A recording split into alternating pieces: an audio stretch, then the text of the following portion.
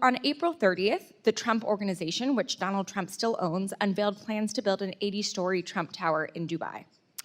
Then on May 1st, Trump's crypto company, World Liberty Financial, secured a $2 billion deal with an Emirati company with deep ties to the government. And only 11 days later, on May 12th, your department notified our committee that it would ignore Ranking Member Meek's holds on UAE arms sales. Secretary Rubio, we have a president who is personally profiting from a deal with a foreign government-backed company at the same time he is selling lethal weapons to that same government. Isn't that a clear conflict of interest? I think no matter who was president, they would have to deal with the UAE. We have to. They're a member. That's not my question. We can have a policy debate about how we should engage with the UAE. They're making claims about corruption, and I'm answering that any president in the United States, I don't care who the president is, would have to deal with UAE. They're a member of the Abraham Accords, number one. They've been incredibly cooperative on a bunch of other issues. We don't agree with them on 100%. We have concerns about some of the things they do, but this is called the balancing of foreign policy. Secretary it is Rubio, in our national interest to have a good relationship with the UAE, despite the fact that there are things we do we don't like. Secretary Rubio, I don't disagree with you. I just visited the UAE a couple weeks ago and had these very same conversations there, but I don't think this is a complicated question. President Trump is personally profiting from a deal with a foreign government while selling weapons to that same government who is enabling a genocide. Policy aside, are you really saying you don't think this is a conflict of interest? No, you're making claims. The president's family owns a business, and they can conduct business anywhere in the world they want. The president's never once raised business deals in UAE when talking about it. Any president would have to have a relationship with the UAE. Secretary Rubio, that's just silly. The previous administration had one too. President Trump has retained his ownership of these companies, and I have an image right here from World Liberty Financial's website.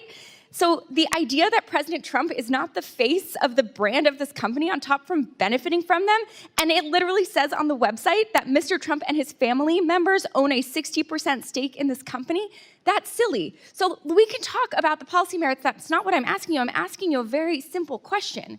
Do you believe it's a conflict of interest to have a president personally profiting from a deal with a foreign government while selling weapons to that same government who's enabling a genocide? I don't accept the premise of your question. I think this has nothing to do with personally benefiting from anything. This has to do with the fact that in order to conduct foreign policy in the Middle East, you're going to have to deal with the UAE. Mr. Secretary, this is a clear conflict of interest, and anyone with any common sense can see that. The president is personally benefiting from billions of dollars of deals, and he doesn't care at all about the people of Sudan who are experiencing famine and genocide. It's shocking to me that you can't admit that.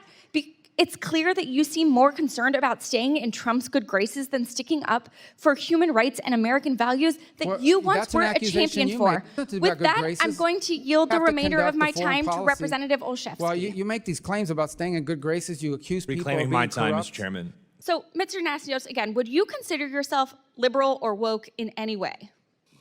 No. Okay, great. Do you believe that USAID is a criminal agency plagued by waste, fraud, and abuse? No. And on February 4th, nearly the entire USAID workforce was notified that they were being placed on administrative leave. Mr. Natsios, would you say that removing the majority of the staff responsible for overseeing USAID's programs increases or decreases the risk of waste, fraud, and abuse? Well, it increases it because the oversight of AID officers are there for oversight. That's what they do. 40% of the staff of AID are compliance officers. They spend all day trying to make sure these things don't happen. They do happen sometimes because of where we work. And the USAID Inspector General agreed with you as the ranking member entered into the record, stated that all of USAID's oversight controls are largely non-operational. But instead of addressing this problem, Trump actually fired the Inspector General who released this report the very next day. Mr. Natsios, does firing USAID's Inspector General generally reduce or increase waste, fraud, and abuse?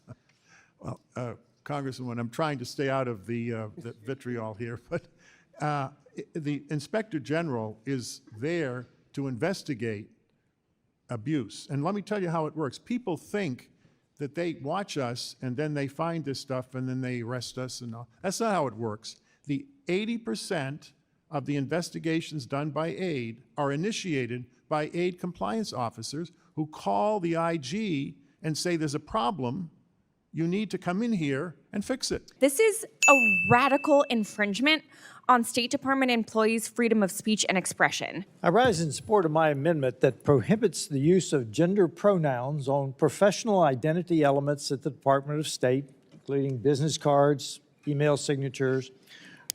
Regardless of what radical extremists are promulgating, there are only two genders, male and female.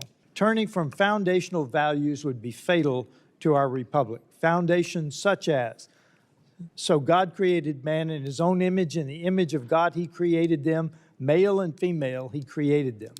Attempting to justify a radical political agenda like gender identity via government entities is nothing more than a veiled attempt to gain credibility for a twisted mindset that should not be forced on a free society where the majority of its citizenry recognize it as unacceptable.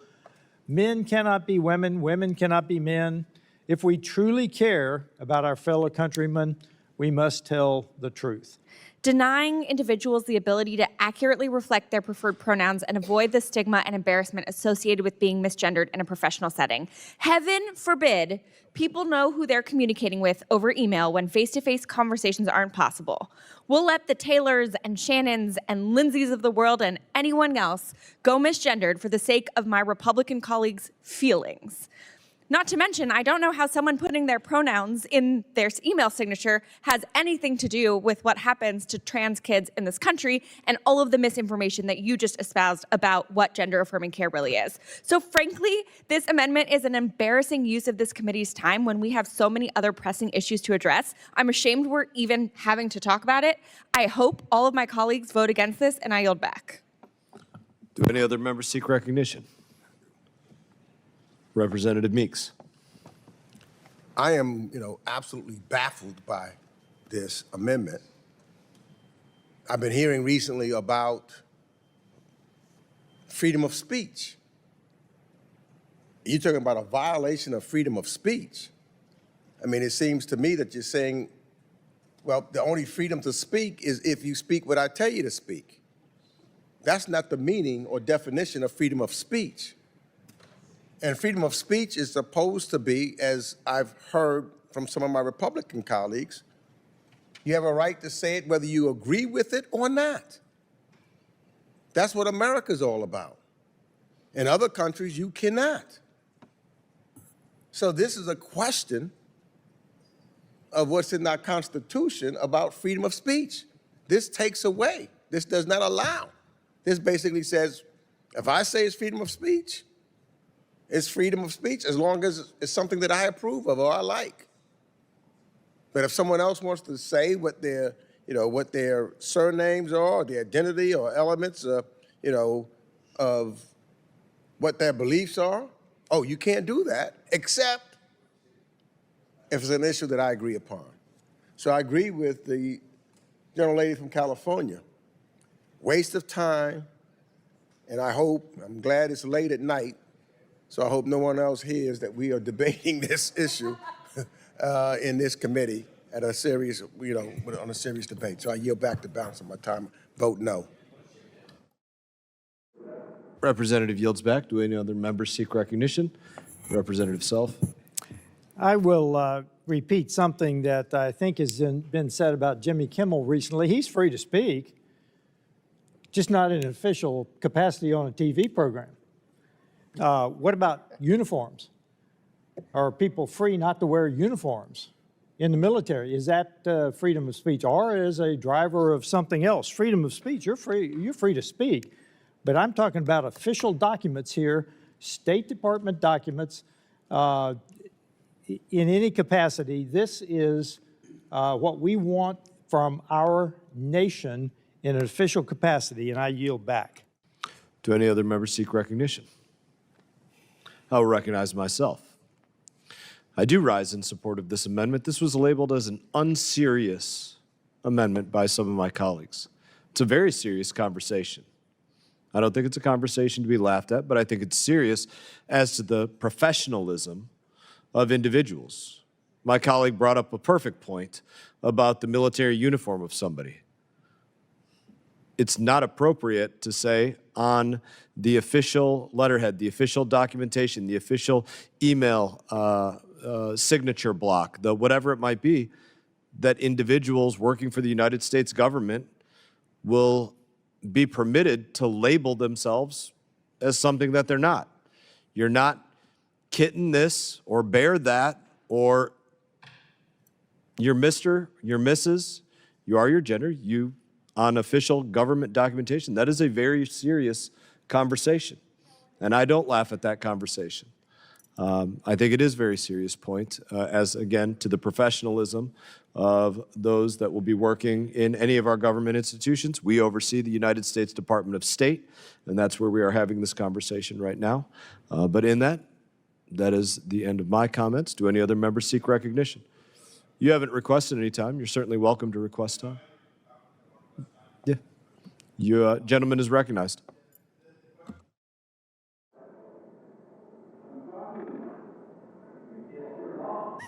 It's late. The question I would ask is, if I were to have on my business card, Mr. Brad Schneider, or my wife were to have Mrs. Julie Dan, Ms. Julie Dan, is that prohibited by this amendment?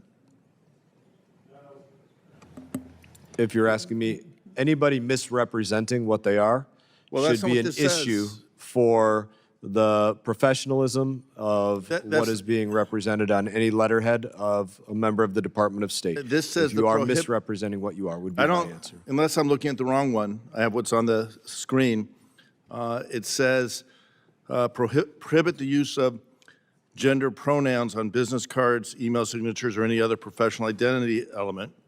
It doesn't say anything about whether it's a true reflection or not. It just says it can't identify gender on a pronoun. I'm just wondering if you say Mr. Schneider, Ms. Dan, is that prohibited? That is what it says. You are reading it accurately.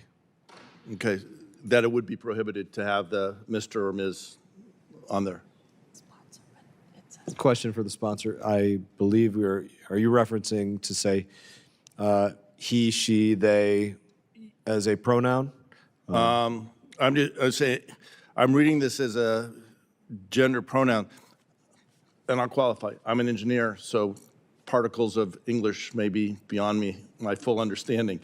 But I understand that he, him, his, hers, theirs, but is the Mr., how does this reference the use of I'm not sure what it's called in English, but the Mr. or Ms. or Ms. Whatever. Brad, will you yield? Yes. I'll According yield to the Oxford Dictionary, Mr. and Ms. are considered pronouns. Okay, thank you. So I guess this would prohibit the use of Mr. or Ms. or Mrs. on a card. Yeah, no, because actually, sometimes people use the pronouns, and that's why this is here, incorrectly. Gender is immutable. So the Mr. and Mrs. used improperly with what their natural sex would be under this rule. Brad, will you yield again? Yes. So in my email signature, I, Sara Jacobs, have she, her. Those are my pronouns. But under your amendment, this would also not be allowed. Right. But you just said it's only if you use the wrong pronoun, so that's not actually accurate. Correct. That's correct. You're absolutely correct. Thank you for that, Ms. Jacobs. Anytime. Brad, back to you. All right, let me just, I'll ask another one. Our ambassadors have a title that are often His Excellency or Her Excellency. Would that be prohibited on their business card?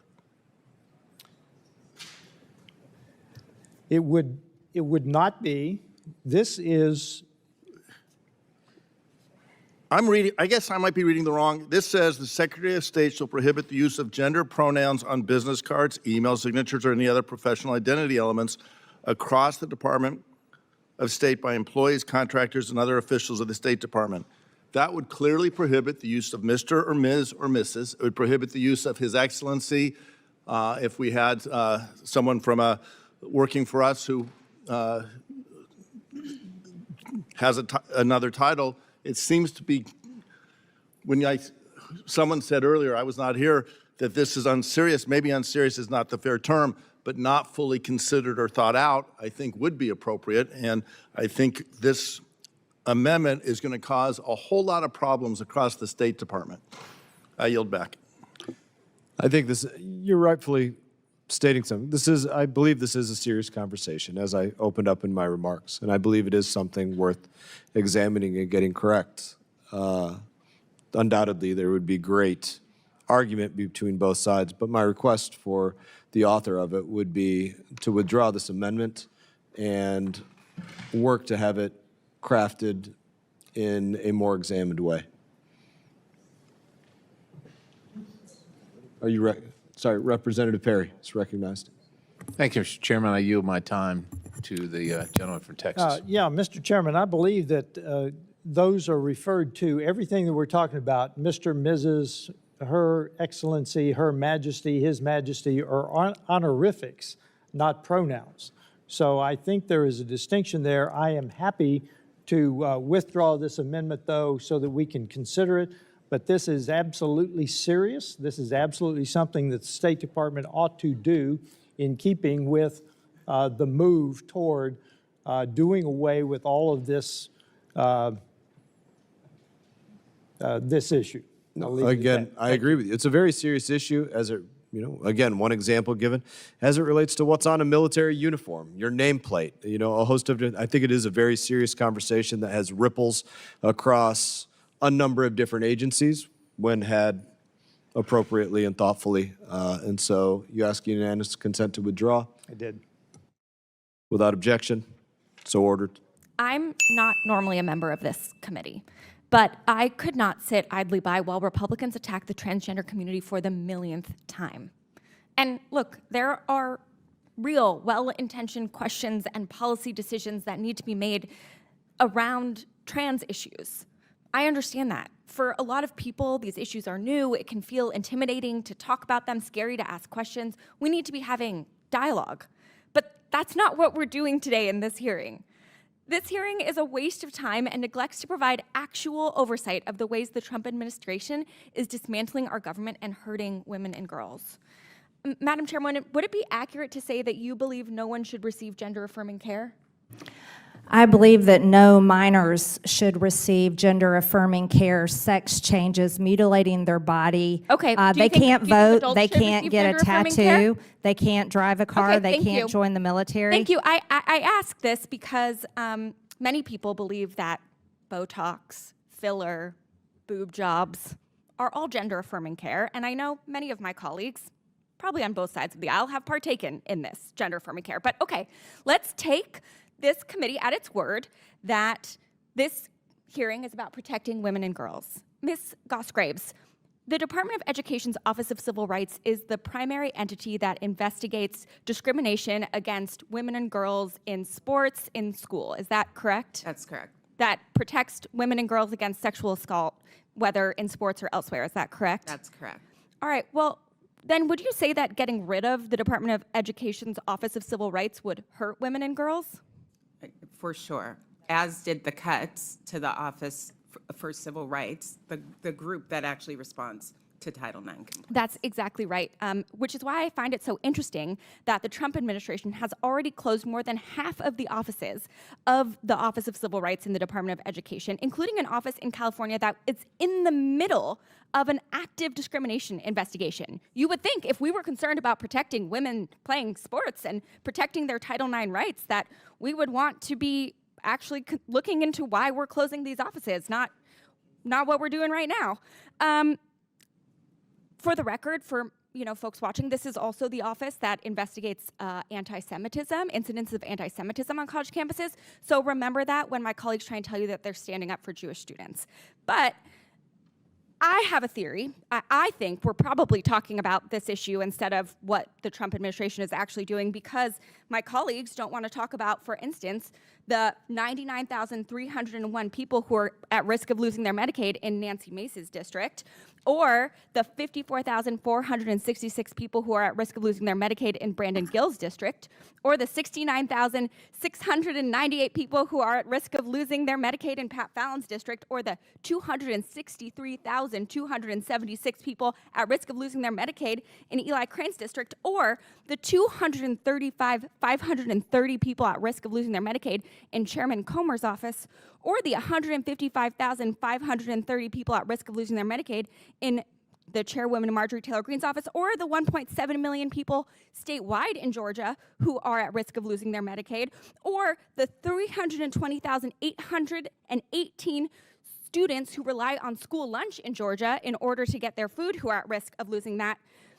Maybe it's because the Atlanta Journal-Constitution has already ranked the chairwoman as last in a poll of potential candidates for the United States Senate in the Georgia seat. And she thinks that attacking trans kids will help her poll numbers. But I'm here to tell you that attacking trans kids is not going to launch a Senate campaign. Attacking trans kid is not good politics, not for the right, not for the left.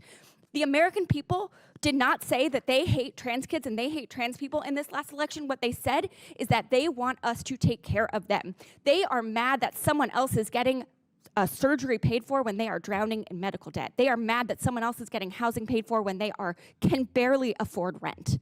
So let's be clear that on both sides of the aisle, it is bad politics to attack trans kids, and it is a shame on this body that we work in that we all even have to be having this conversation today. Thank you so much, Madam Chairwoman. I yield back.